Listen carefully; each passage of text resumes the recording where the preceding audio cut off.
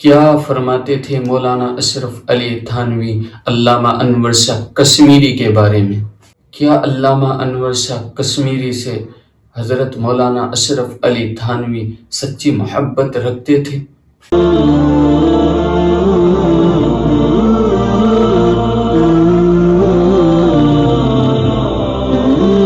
مولانا اشرف علی تھانوی فرمانے لگے، علامہ انور شاہ کشمیری علیہ رحمہ جو ہے وہ عالم با عمل ہے، وہ اپنے علم پر عمل کرتے ہیں۔ تو کسی شخص نے کہا کہ وہ تو بہت بڑے عالم ہیں، تو فرمانے لگے یہ بات تو سب کے یہاں مسلم ہے کہ علامہ انور شاہ کشمیری جو ہے وہ بہت بڑے عالم ہیں، اور فرمایا کرتے تھے کہ دین حق کی حقانیتوں میں سے ایک علامہ انور شاہ کشمیری ہے کہ اگر دین کے اندر کوئی کمی ہوتی، اگر دین کے اندر کوئی نقص ہوتا تو علامہ انور شاہ کشمیری علیہ رحمہ جو ہے اتنے ذہین دار آدمی ہیں کہ اس دین سے علیحدہ ہو جاتے۔ تو ہم سمجھتے ہیں کہ اسلام کی حقانیت میں سے ایک جو دلیل ہے وہ علامہ انور شاہ کشمیری، یہ فرمایا کرتے تھے۔ ایک مرتبہ جو ہے کہیں پر واز کیا، مضمون جو حضرت علامہ انور شاہ کشمیری کو دیا وہ دیا بلاغت قرآن کا،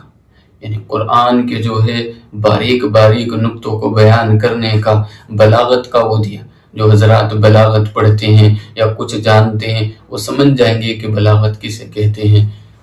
وہ سمجھ جائیں گے کہ بلاغت کسے کہتے ہیں۔ تو ایک مولویت کے اندر جو ہے ایک مستقل طور پر جو ہے یہ کتابوں کے اندر سبجیکٹ الگ سے پڑھایا جاتا ہے۔ تو حضرت کو یہ مضمون دیا،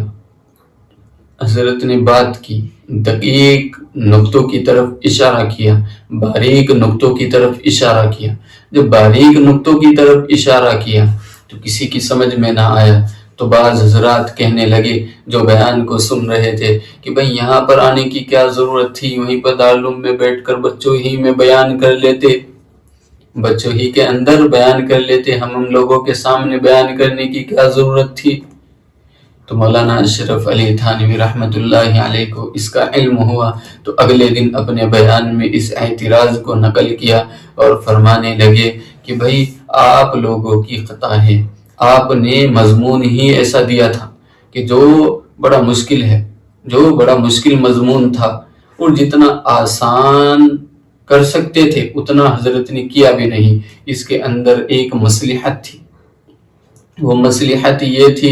کہ آپ لوگوں کے لیے اس وجہ سے آسان نہیں کیا ہے تاکہ آپ لوگ سمجھ جائے کہ جب آپ علماء کے اردو کلام کو نہیں سمجھ سکتے ہیں تو قرآن سے مسائل اور دوسری چیزیں مستنبط کہاں کر سکتے ہو۔